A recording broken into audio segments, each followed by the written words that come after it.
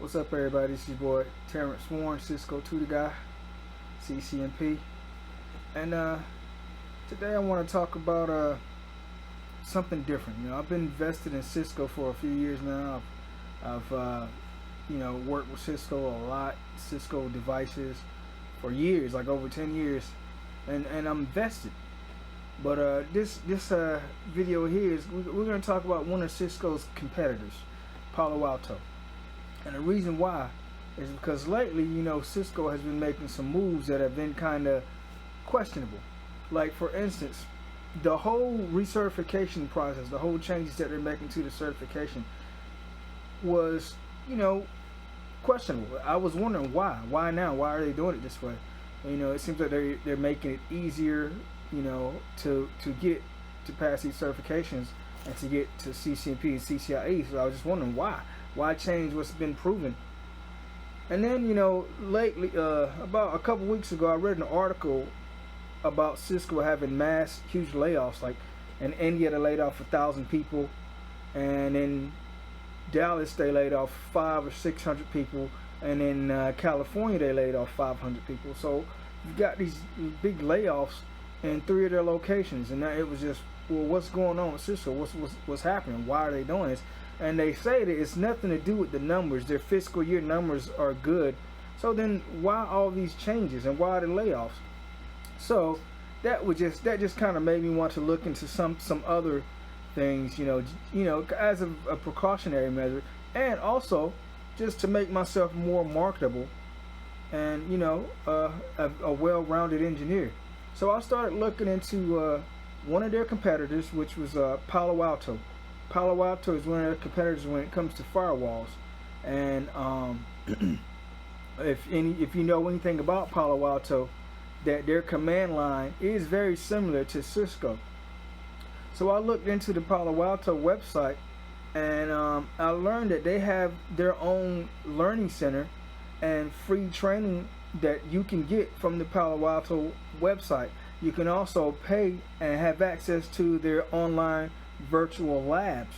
So that's what I did. So this next video is just going to get into how you can access that content and use it to train and become a more marketable, well-rounded, and valuable engineer. Because think about it, when you go into a job interview or something, and let's say they have Palo Alto and Cisco devices, ASAs and the Palo Alto firewall, you having the knowledge of both devices, of configuring both devices and troubleshooting, will make you that much more of a better engineer, just to have the knowledge of both devices.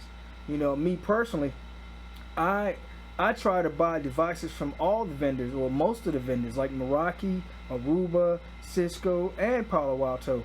I've even bought some Nexus switches to add to my lab, just so I can train myself on how to configure and troubleshoot all the devices. So when I'm going into these jobs, I'm very knowledgeable on all devices, even if it's not Cisco.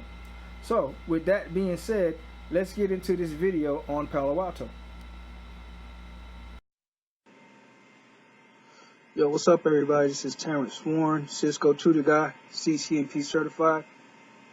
And in the first part of this video, I spoke about some free Palo Alto training, and I wanted to go into detail on how you can access that and get that free Palo Alto training, because one of the things that I'm learning is that to be well knowledge in the different vendors and competitors of Cisco will make you that much more of a marketable employee, a much more well-rounded and valuable engineer, network engineer when it comes to IT. So I started diving into the Palo Alto, the Meraki, and the Aruba vendors, just kind of get some of their equipment to add to my lab so that I could be well trained on all of those types of devices, so that when it comes to the job and the task, I won't just be exclusive to Cisco, even though I'm vested in Cisco and I've been for a few years now, well over 10 years. But I have been kind of learning some of the other functions and command line interface commands for the other vendors like Palo Alto and Aruba and Meraki. And so let's get into this training, how to access it. See, now Palo Alto has a network, and they have their own learning center. So what we're going to do is we're going to access it. I'm going to show you how to access it. Now, one way to get to it is to go to Google. That's how I found it. I was put up on it by Google. So if you go to the Palo Alto Network's website, there's going to be a link that says Learning Center. If you don't see the link, then you can just type it into their search bar and it'll bring it up this way. Now, to access the full benefits of the Palo Alto Learning Center, you're definitely going to have to register for an account with the Palo Alto Learning Center. See, I've already registered, so let's go over to what you get, what they have available. So if we go over to the Learning Center, here you see we have on-demand video training for different functions, different tasks in Palo Alto. You have the Palo Alto Network's Cybersecurity Essentials. You have the Cybersecurity Gateway, and it contains 15 hours of video content. We have the firewall training, Palo Alto Network's Firewall 8 training. And, you know, if you get into it, if you look over to the left side of the screen, you know, you have the option to pick which type of device and which vendor you want to train on or you want to look at content for. So here they have Cisco, and then they have some Cisco training. The Cisco Cybersecurity Operations training. They have some Linux training. Here is Introduction to Linux. That's a big thing right now. We got the Introduction to Linux 2.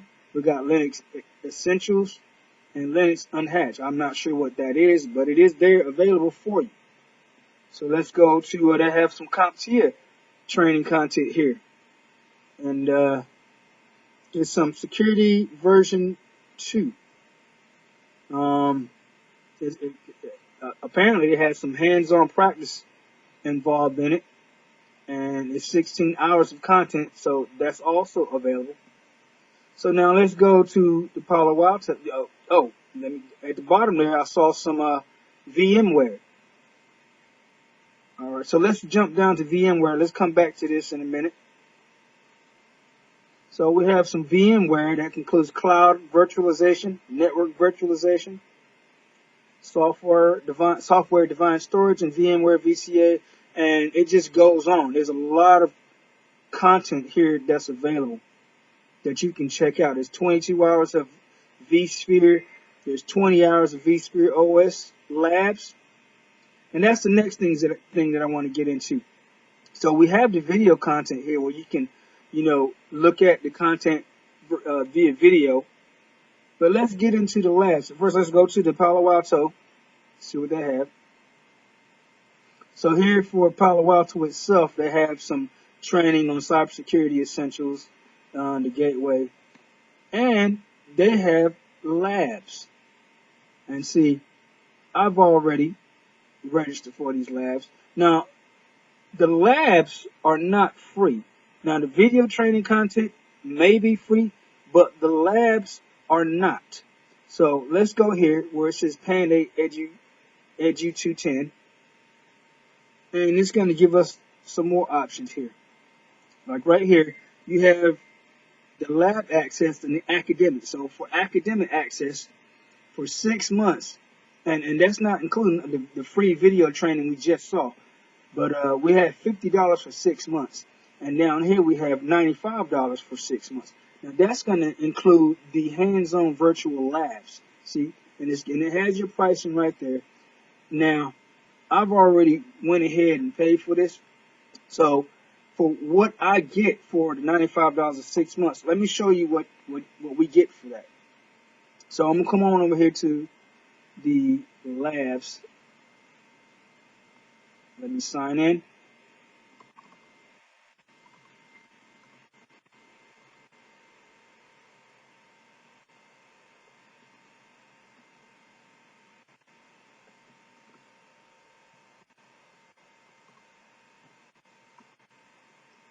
Hopefully I remember my password, because I'm not sure what it is.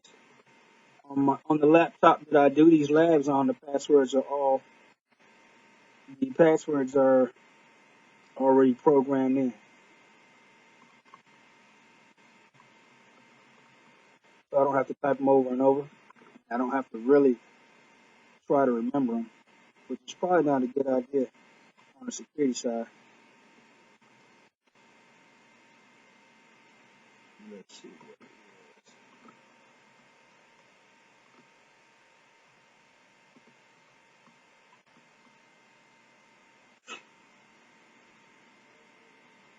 All right, so I'm logged in. So I'm gonna click on this. You got learn. It shows your account and whatever this is up here. But anyway, let's go in to the labs, and these are the labs that are available for that particular class that I signed up for, that I paid for. The Palo Alto Networks 8 Education 210.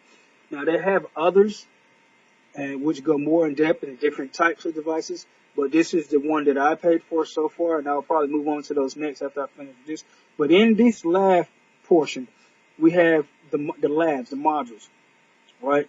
So we have about 13 labs, all pertaining to the Palo Alto firewall. And each lab, let's see, we got the initial configuration labs, we got the interface configuration labs, security and NAT policies, App ID, Content ID 1 and Content ID 2, URL filtering, decryption, Wildfire, which is another product that Palo Alto owns. It's kind of similar to Cisco's Firepower, you know.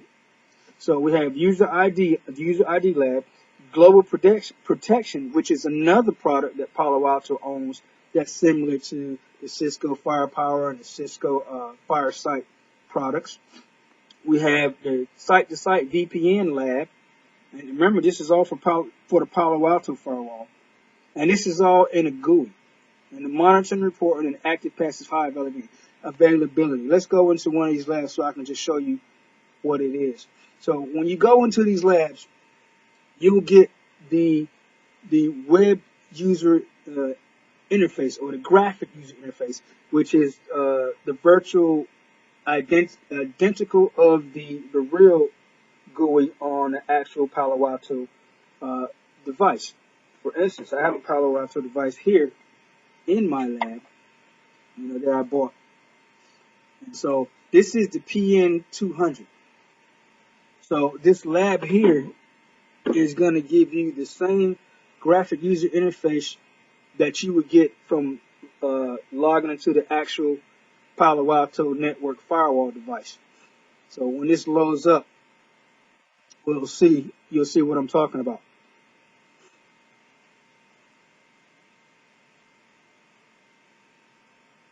So let's just give it a minute.